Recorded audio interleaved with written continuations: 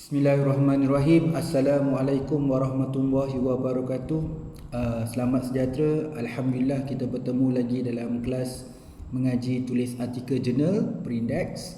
Okey, kita dah sampai di bab 4, iaitu dah bab analisis. Dah sampai bab 4 tapi dah sampai ke siri yang terakhir, iaitu siri yang kelima. Untuk siri yang kelima ni pakcik ambil satu pendekatan, iaitu pakcik mengambil daripada pengalaman sendiri, iaitu artikel-artikel pakcik yang dah terbit, yang mana artikel ni adalah artikel yang ada data. Jadi pakcik akan bagi contoh artikel pakcik yang terbit dekat Springer, dekat Taylor, dekat Emerald dan juga in the Science, dan juga ada juga jurnal daripada lokal, jurnal Sains Humanika, supaya kita tengok jurnal di Malaysia. Jadi kat situ pakcik ubah suai, iaitu adaptif dengan topik simulasi kita. Topik simulasi kita adalah berkaitan dengan sustainable development, melibatkan 5 pilar bawah sustainable development tu, iaitu culture, human, social, ekonomi dengan environmental. So daripada situ 5 pilar tu dengan induk dia sustainable development, dengan kadang-kadang pakcik selitkan juga berkaitan dengan sustainable performance, sustainable innovation. Jadi kita dah menzahirkan beberapa artikel jurnal. Alhamdulillah. Okey, terima kasih kita konsisten, kita positif sampai ke sini. Saya yakin benda-benda macam ni secara tidak langsung dapat memberi idea supaya dapat menulis beberapa artikel. Saya tahu untuk postgrad mungkin nak menghasilkan 2 artikel, tetapi sedikit perkongsian ini dapat membantu kalian bagaimana dapat menghasilkan banyaknya artikel jurnal berdasarkan daripada idea ataupun usaha kita untuk setiap bahagian, iaitu setiap outline dalam chapter demi chapter kita dapat menghasilkan artikel. Okey, kita dah sampai penghujung sebenarnya untuk level 1 kelas artikelnya, di mana kelas kita dah sampai habis untuk kelas bab analisis. InsyaAllah untuk yang seterusnya kita akan cover kepada bab 5, iaitu bab 5 adalah bab conclusion. Jadi dekat conclusion tu ada boleh menzahirkan beberapa artikel lagi. Okay, kita boleh terbit lagi beberapa artikel. Okay, saya nak habiskan idea pertama ni, jadi semua orang faham yang artikel tu banyak pilihan, banyak option. Kita pun dah belajar database, dah belajar semua jenis-jenis, dah belajar tip and tricks. So pakcik harap ini asas yang sangat penting buat semua. Jadi satu benda yang sangat kuat bagi semua untuk menulis artikel. Jadi pakcik syorkan kepada semua untuk level 2. Okey, kita akan pergi pada level 2 tak lama lagi, 16 hari bulan 7. Level 2 kita akan belajar technically menulis. Technically menulis maknanya ini tulis tesis juga, kita belajar cara nak menulis, dapatkan idealism. So seterusnya kita akan dapatkan cara menulis. Okey, pakcik akan snapshot, nanti kita akan bincangkan ayat-ayat yang bagus untuk tulis dalam certain bahagian. So kita akan belajar maksudnya semana mampu yang boleh untuk kita belajar terus seterusnya. Okey, berbalik pada motif kita hari ini, objektif hari ini adalah untuk siri yang kelima bagi topik bab 4, iaitu bab analisis. Di sini pakcik ceritakan berapa section. Yang pertama, maksudnya pakcik membuat title yang secara direct. Okey, terus masukkan pemboleh ubah utama. Kemudian pakcik bincangkan bagaimana kita nak tunjukkan simbolik dalam analisis. Adalah nama analisis dia confirmatory lah, mediating, SAM. Contohlah kita nak nampakkan simbolik analisis. Yang kedua, yang ketiga pakcik cuba nak tunjukkan dalam konteks yang pakcik gunakan tajuk yang kadang pakcik selitkan demografi. Dalam akar demografi lah, kita maksudnya faktor ketiga, elemen ketiga. Jadi elemen ketiga yang maksudnya kita boleh ambil daripada kajian kita. Jadi kita boleh extend. Macam kes pakcik ni, pakcik ambil ISO. Jadi pakcik akan bincangkan 2 artikel yang pakcik letak ISO. Okey, kemudian ni pakcik ada 2 artikel yang ni special sikit daripada artikel ni. 2 artikel sebenarnya daripada case study pakcik terbit dekat Taylor. Pernah minggu awal-awal dulu pakcik sebut sebagai contoh bagaimana pakcik dapat tip and trick, tak ingat saya. Pakcik sebutkan bahawa pakcik ada 2 artikel dekat Taylor, bagaimana asalnya pakcik hantar 1, kemudian dia split jadi 2. Maksudnya 2 artikel tu dia terbitkan, dua-dua tu case study dengan guna tambahan daripada guna decision making punya teknik, itu guna AHP.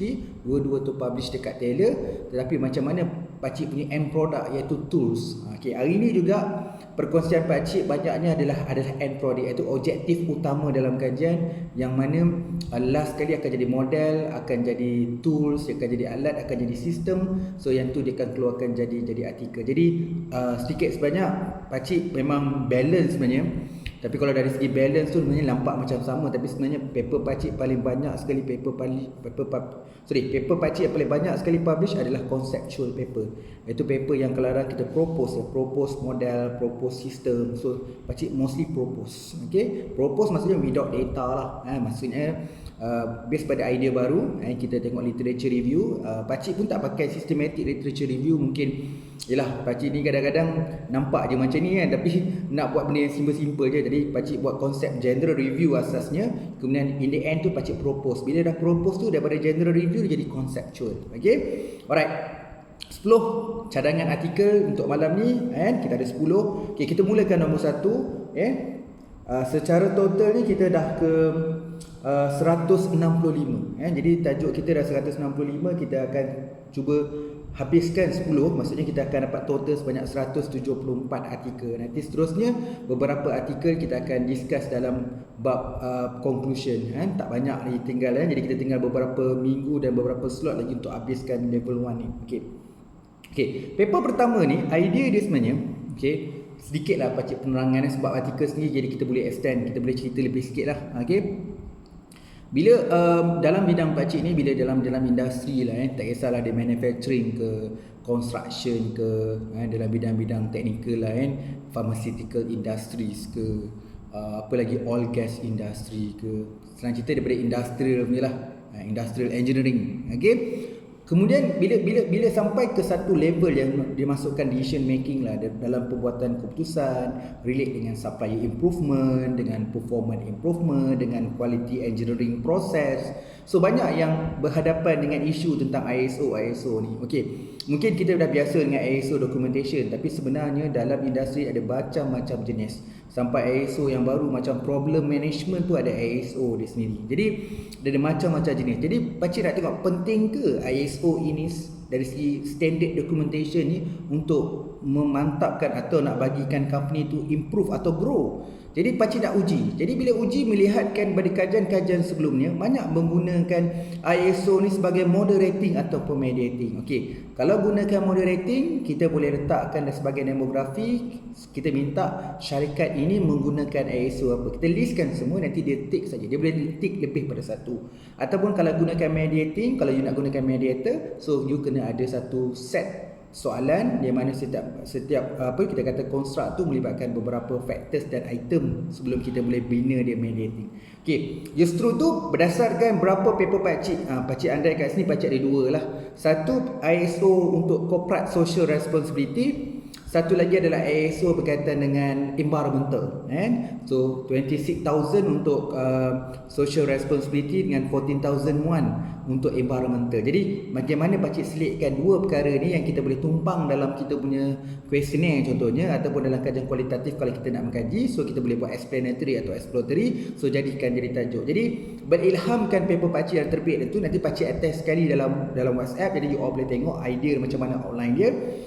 Jadi tajuk dia Sustainable Social Responsibility. Tajuk ni pakcik tak ubah lah ikut kita punya simulasi lah. Ini adalah pillar salah satu daripada Sustainable Development.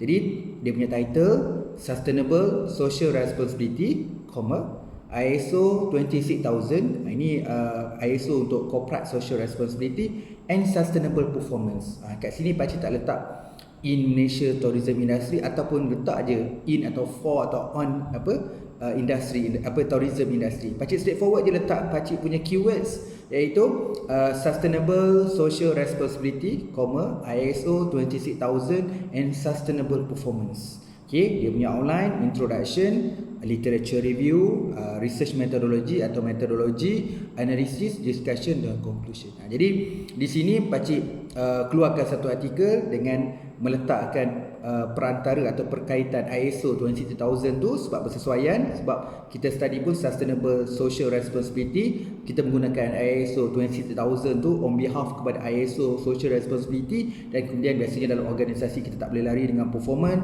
memandangkan tema kita adalah berkaitan dengan sustainable, jadi pakcik letak sustainable performance. Okey, jadi topik ni yang pertama ni yang berjodoh sustainable social responsibility, ISO 26000 and sustainable performance. Okay, intro, LR method, analysis, discussion dan conclusion.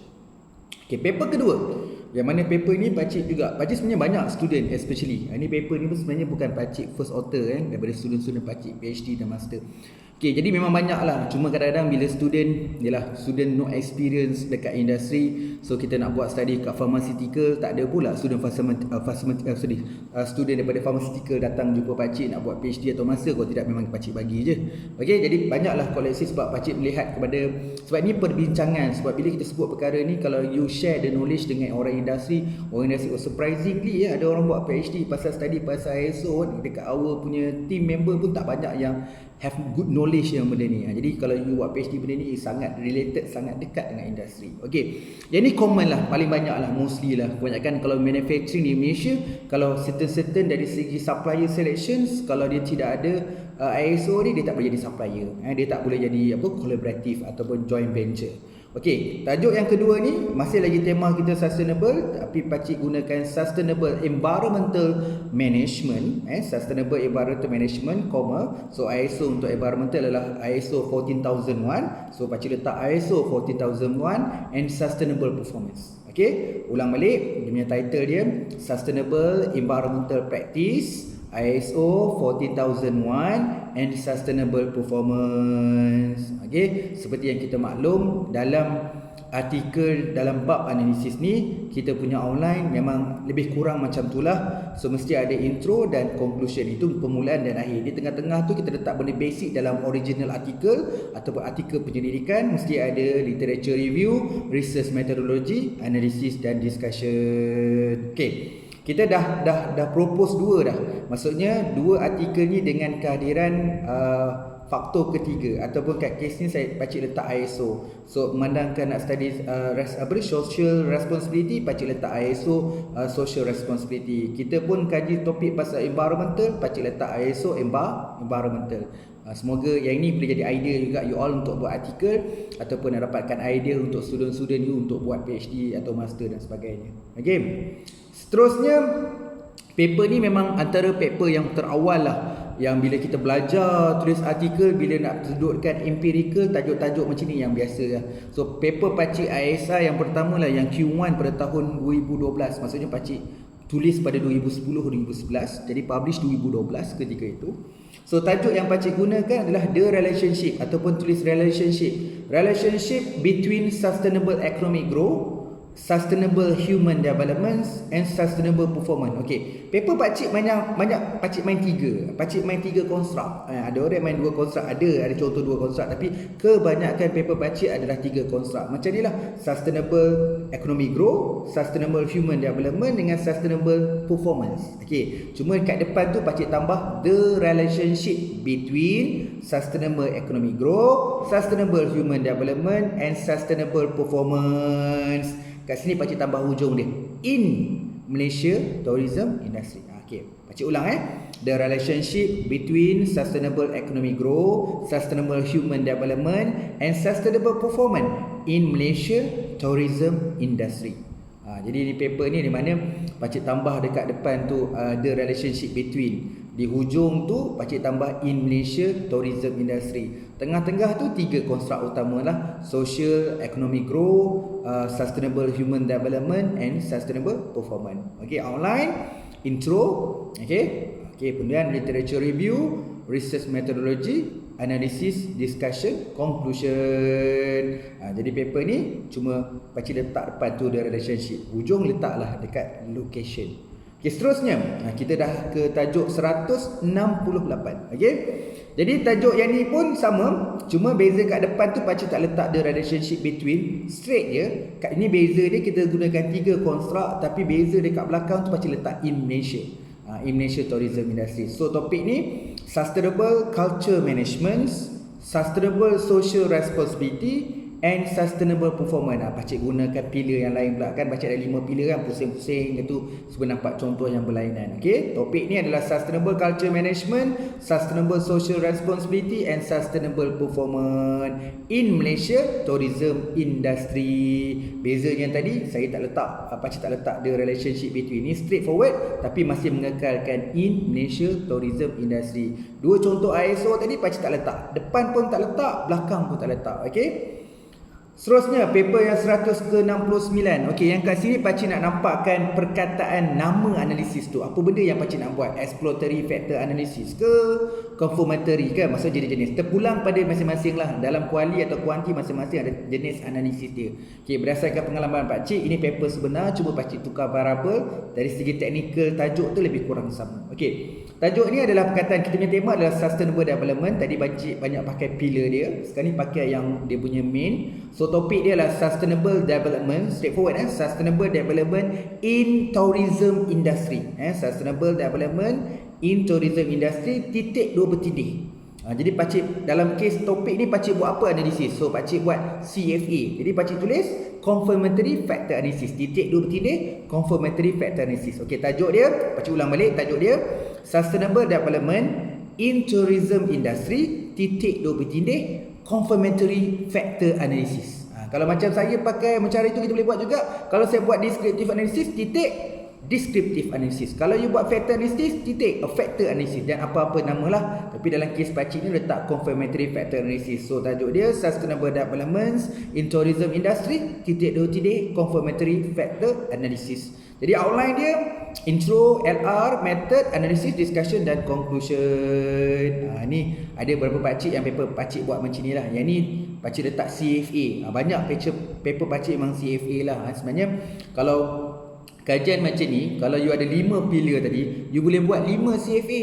Contoh ni nak letak ibu dia, you boleh letak anak dia. Contoh dia sustainable development, ibu dia letak satu-satu, tukar-tukar. Kalau yang contoh 169 ni, you boleh buat 5 artikel. Contoh dia, kita punya pilih nombor 1 adalah customer culture management. Letaklah sustainable culture management in tourism industry, CFA, confirmatory factor analysis. Yang pergi yang kedua pula, sustainable human development in tourism industry, CFA. Yang ketiga pula, kita cuba yang social pula. Apa? Sustainable social responsibility in tourism industry titik 2 titik CFA. Kemudian kita cuba yang ekonomi pula, sustainable economic growth in tourism industry titik 2 titik CFA. Paper yang kelima pula, kita boleh buat sustainable environmental practice in tourism industry titik 2 titik CFA. Jadi ada boleh buat 5 paper macam ni. Baru CFA. Kita buat EFA pula itu 5 paper lagi. Saya buat SAM approach 5 paper lagi. Saya buat deskriptif 5 paper lagi. Saya buat perbandingan ANOVA 5 paper lagi. Jadi itu maksud saya, setiap jenis analisis itu boleh mengeluarkan beberapa artikel lagi. Tu cuma pakcik contoh kat sini, pakcik letak confirmatory factor analysis lah Tapi kalau you ada banyak analisis, you boleh menghasilkan beberapa artikel. Macam pakcik tunjuk sekarang ni, yang ibu dia, kalau you nak main 5 pillar dalam topik ni tadi, so ada boleh buat 5 lagi artikel. Okay, seterusnya pakcik tukar-tukar lah. Tadi letak confirmatory tu di belakang, titik 2 tindih confirmatory factor analysis. Seterusnya tajuk kita yang ke 170 ni pakcik letak di depan. Jadi judul dia confirmatory lagi, CFA, confirmatory factor analysis of sustainable environmental practice for Malaysia tourism industry. Pakcik tunjukkan 2 kat sini lah. Tadi untuk sustainable development, ibu dia, ini ambil satu contoh pillar dia. So you all boleh buat banyak lah. Kalau dia ada 5 pillar, 5 factors atau 5 jenis ataupun 5 elements, dimension dan sebagainya, you boleh buat 5. Jadi kat sini confirmatory factor analysis of sustainable environmental practice for Malaysia tourism industry. Sama macam paper sebelum ni, semua dalam 4, tak kisahlah siri 1, siri 2, siri 3 sampai siri 4, siri 5. Jadi walaupun pakcik ulang benda yang sama-sama, tapi pakcik nak tekankan bahawa kat sini memang konsep dia begitu. Mesti outline dia mesti ada intro, LR, methodology, analysis, discussion dan conclusion. Jadi kita kena ikut dia punya susunan itu. Jadi paper seterusnya kita bincang 2 paper confirmatory Tadi yang pertama letak a confirmatory itu di belakang, kita gunakan ibu dia, sustainable development in tourism industry titik 2 titik a confirmatory factor analysis. Yang kedua kita letak confirmatory factor analysis of sustainable environmental practice, okay, in ataupun for Malaysian tourism industry. Jadi dua paper pasal complementary. Kita masih lagi by idea paper daripada pakcik punya paper. Seterusnya paper yang kita pergi lain pula. Kita tak pergi CFA, kita pergi yang lain pula. Okey, seterusnya pakcik bincang yang paper yang berikutnya. Yang ini nak cerita mediating effects. Sebut sendiri mediating effects. Okey, topik dia kat sini kita pakai pillar yang seterusnya, iaitu kita pakai human development. Jadi topik dia sustainable human development and sustainable performance. Okey. Yang direct maksudnya dalam kajian ni idea dia kita punya IV adalah sustainable human development. Kita punya DV kita adalah sustainable performance. Jadi topik ni sustainable human development and sustainable performance. Okey, titik dua bertindih, kat sini yang beza sikit. The mediating effects of sustainable culture management.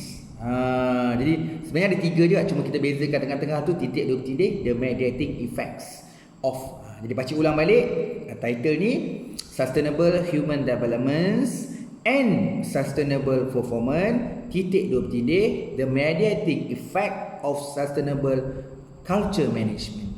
Okay, jadi kat sini kita letak the mediating effect tu tengah-tengah. Nanti outline macam biasalah, kita letak introduction, kemudian buatlah literature review. Kalau kita dah publish artikel iaitu literature review, so dekat literature review ni buat pendek, ambil yang relevan, yang praktikal je. Sebab kita kena lebihkan dekat bahagian research methodology, dekat analysis, kita boleh rigorous analysis, buat interpretations, kemudian kita boleh buat discussion.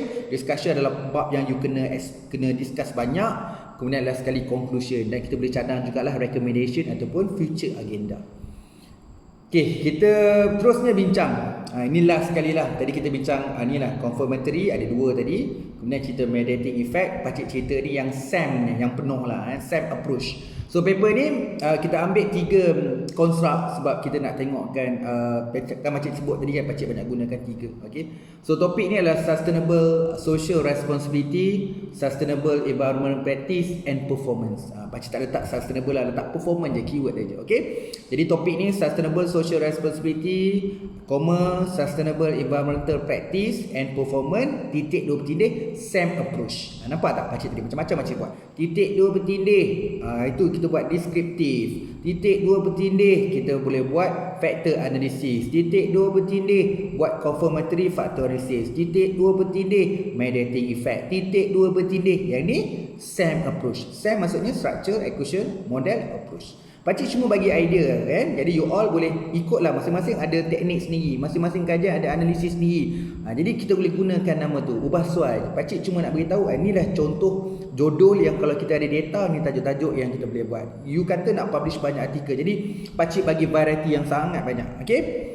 Seterusnya paper ni sustainable responsibility, sustainable environmental practice and performance, titik dua bertindih, SAM approach. Nanti buatlah online intro, LR, method, analysis, discussion dan conclusion. Okey, seterusnya paper yang ke-173. Ni dua paper ni, 173 dengan 174 yang pakcik sebutkan tadi, yang mana dua artikel ni asalnya pakcik combine sekali. So ada dua idea dalam tesis doktorate pakcik tu. Sebenarnya pakcik ada satu idea besar, iaitu berkaitan dengan Lean Six Sigma. So Lean Six Sigma ni merupakan ada salah satu quality engineering punya tools. So ada satu, cuma pakcik ni suka kaji pasal performance. Mungkin orang engineering dia akan ambil satu benda kecil je, performance. Tapi sebabkan pakcik juga background management, sebab tu pakcik ambil balance scorecard. Sebab ini antara benda yang pakcik suka study lah. Sebab pakcik ada pengalaman kerja kat HSBC, ada kerja kat Jasco, dan juga kerja consultant dengan juga di Prodo. Jadi benda ni sangat-sangat dah macam, pakcik pun ada tulis buku balance scorecard dan banyak artikel pakcik pasal balance scorecard. So pakcik nak bawa sekali balance scorecard tu dalam tesis. Sebab saya ingat lagi supervisor kata ni besar sangat ni, tapi at least kita nampak lah, at least kalau manufacturing, kalau nak pakai balance scorecard, nak blend dengan our operation, so boleh match. So kat sini juga ada pertemuan antara orang accounting dengan orang engineering. Jadi sebab itulah kadang-kadang pakcik supervise juga engineering background, pakcik supervise juga bidang accounting. Jadi kan, cuma nampak trend sekarang ni kalau pergi industri atau technical, so dia orang jumpa dengan pakcik sebab dia orang terlibat benda yang sama. Dia orang libat dengan quality assurance, quality control. Pasal sama dia punya background ada accounting. So memang dia minta pakcik jadi supervisor lah untuk dalam topik ini. Okey. Jadi dua paper ni asalnya antara satu jadi dua paper. Okey. Asalnya satu lah kita kata satu paper untuk engineering tool, satu lagi untuk accounting tool. Okey, pakcik mulakan dengan accounting tool dulu. Ini engineering tool, accounting dulu. Ini accounting. Okey, ini engineeringnya. Tapi pakcik ubah sesuai lah. Pakcik punya paper itu letak Lean Six Sigma Performance Tool, Lean Six Sigma Performance Improvement Tool, LSPI. Tapi kat sini pakcik tukar lah sebab kita punya simulasi adalah sustainable. Jadi tajuk dia, pakcik gunakan semua pillar tu, jadikan jadi satu macam pertandingan inovasi pun buat tajuk macam ni kan, ataupun nak tunjukkan keseluruhan the full tools tu atau full model tu. Okey, jadi pakcik letak tajuk dia the developments. Sebab kita nak bangunkan tools tu, boleh letak the developments of sustainable, of culture, human, social, economic and environmental tools for Malaysia tourism industry. Tapi pakcik bracket lah CHSEE. C for culture, H for human, S for social, E for economic, E untuk environmental. Jadi topik dia the development of sustainable of culture, human, social, economic and environmental bracket CHSEE tools for Malaysia tourism industry.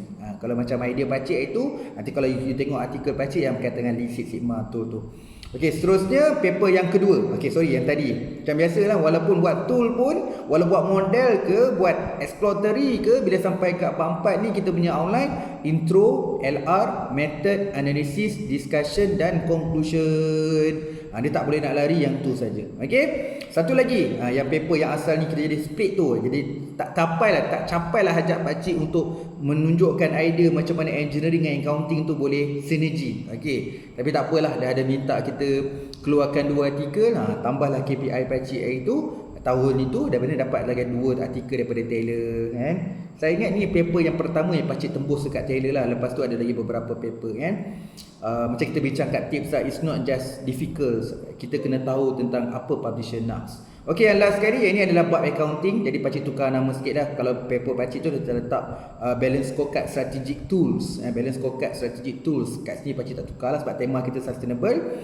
Pakcik letak sustainable developments and performance improvement tools. Sustainable development and performance improvement tools for Malaysia tourism industry. Yang ni kalau dalam konteks idea pakcik ni accounting 4 lah, balance scorecard. Okay, so paper yang ni adalah straightforward, dia tidak ada tadi ada the development of.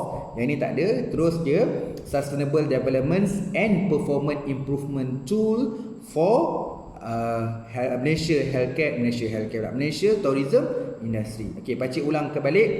Ni paper yang pakcik buat case study sebenarnya. Paper ni pakcik buat case study antara objektif yang terakhir dalam doctorate. So objektif pakcik yang pertama adalah mendapatkan item, mendapatkan instrumen. So bila buat instruments, kita test dengan modeling. So objektif nombor 2 tu memang saya buat modeling lah, tengok direct dengan indirect effect pakai SEM. Yang ketiga adalah pakcik membangunkan tools. Bangunkan tools. So dalam tool ni pakcik validate dengan gunakan case study. Jadi gunakan case study. Jadi pakcik melibatkan beberapa software lah, daripada asas SPSS, kemudian pakcik gunakan structure operation model, kemudian nak bangunkan tools tu pakcik mula-mula pakai software. Lepas tu sebab masuk dekat otomotif dia orang nak pakai Excel, so guna advanced Excel. Kemudian bila nak buat advanced Excel tu, kita nak kaji benda tu, kita nak buat kita banyak buat observation, tengok dokumen dengan interview. Jadi kita buat case study. So dalam case study tu sebenarnya kena buat decision making. So case study tu dekat industri dia kena satu benda yang scientific dan proof. Jadi pakcik buat decision making tools. Jadi pakcik pakai AHP tu pakcik convert juga dalam Excel. So tak tahu orang industri tak apa nak suka sangat software sebab dia tak ada nak custom. Jadi pakcik pakai Excel base dalam membangunkan satu sistem untuk supplier selection. Jadi banyaklah yang pakcik belajar dekat doctorate engineering. Terima kasih dekat supervisor, terima kasih pasal tempoh tu bagi peluang pakcik belajar tu the best moment lah Bukanlah PhD, still buat PhD lah. Cuma PhD ni masalah disiplin diri saya lah. Jadi macam saya belajar doctorate tu structured. Kalau orang tanya saya doctorate penat, memanglah penat, tapi tak payah sebut lah. Tapi best structured. Tapi kalau kita buat PhD ni, itu kita lah. Kita berlawan dengan diri sendiri lah. Berdasarkan konsisten dengan komitmen. Okay. Jadi dua paper pakcik keluarkan daripada case study ni, paper yang 173 dan 174 daripada kajian doktorate pakcik yang buat case study. Dua-dua ni pakcik buat tool, satu untuk engineering tool, satu untuk balance scorecard tool. So pakcik keluarkan idea ni, tadi terjemahlah dua artikel ini. Jadi alhamdulillah, berkongsian pakcik secara ringkas 10 bagaimana pakcik boleh terbit 10 artikel terbit dekat top publisher. Saya ingat pakcik yang semua ni dekat Springer, dekat Emerald, dekat Taylor dengan InDesign. InDesign dengan ada satu Sign Humanica. Jadi pakcik akan attach sekali dekat group WhatsApp nanti semua full artikel ni. Nanti you all boleh at least you boleh dapat idea lah macam mana pakcik ubah suai menjadi satu paper yang analisis. Okey, ikutkan idea pakcik, sebenarnya pakcik nak share banyak. Tapi kan pakcik cakap sampai dekat bab 4 ni dia depends pada kajian masing-masing. Masing-masing ada dapatan, masing-masing ada result dah. Jadi bolehlah keluar sebanyak mungkin. Pakcik tetap nasihat, jangan recycle. Jangan terbit tempat yang banyak benda yang sama. Kita terbit banyak tetapi objektif dia berbeza, penulisan dia berbeza. Gunalah turning in untuk pastikan supaya kita kurang daripada 30%. Okey, orang yang faham, dia faham maksud saya. Sebab walaupun kita tulis banyak artikel, orang nampak macam recycle, walaupun tidak, sebab kita yakin bahawa setiap usaha yang artikel kita keluar tu ada manfaat kepada orang. Ada orang yang nak buat macam ni. Ada orang tengah buat descriptive analysis. Okay, dia akan baca artikel kita walaupun topik tak berapa nak kena. Sebab dia nak dapatkan research flow tentang descriptive. Tu contoh dia. Kita nak buat tools. Okay, buat alat. Orang ingat buat tool tu macam menukang, tak. Tool tu apa kan? Kalau dalam orang industri kita pakai tools. Kita tak panggil sistem. So kita panggil tools, alat. Jadi ada tools tak? Ada. Tools ni bantu untuk decision making. Oh, cantik. Okay. Tapi bila cakap sebut pasal tool ni, tool ni apa? Alat. Nampak macam humble lah pula, tak kisahlah. Tapi kalau orang industri dia faham kan. Okey, malah management pun kita panggil tools. Sebab biasa kan management nampak macam apa kita panggil nampak macam very plain je kan, banyak main documentation je. Tapi bila kata sebenarnya pakcik pun nak bawa satu business atau ataupun management tu pada management technical ataupun business technical, supaya bila buat belajar business ni dia ada hands on. Bila belajar business ni dia dekat dengan industri. Sebab bila kita tahu sekarang ni bila industri dah ke arah revolution, ke arah teknologi, kemudian dia dah kurangkan guna humans. Okey, kemudian dia macam-macam lah kan, dia punya spark TVET. So business ni dah kena go through the another level. Okey, minta maaf panjang pula pakcik mengulas. Alhamdulillah kita dah habis dah bab 4 untuk analisis. Okey, kita kena pergi bab 5. Bab 5 dia lain, outline mesti akan jadi lain. Sebab kita akan buat satu lagi paper yang tanpa data, iaitu bab 5 adalah kita berbincangkan sejauh mana kita summary-kan satu tesis ni. Kita summary dalam tesis ni, nama dia conclusion, untuk menzahirkan lagi beberapa artikel. Dalam bab conclusion kita ada limitasi. Dalam bab conclusion kita ada cadangan kajian akan datang. Dalam bab 5 ada contribution dengan industri, contribution dengan community, industri dengan akademia. Okey, pakcik pun tak banyak. Pakcik pun kalau ikut koleksi pakcik untuk conclusion cuma ada 3 saja jenis artikel boleh buat. Tapi pakcik explore supaya kita bincang pula seterusnya nanti dekat bab conclusion nanti berapa lagi artikel yang boleh diterbitkan. Sekali lagi pakcik mohon maaf atas segala kekurangan dan kesilapan, tersasul dan sebagainya. Pakcik doakan semoga semua bermanfaat, semoga bertambah ilmunya, semakin sukses. Okey, terus dipermudahkan segala urusan. Okey, terima kasih banyak-banyak. Assalamualaikum.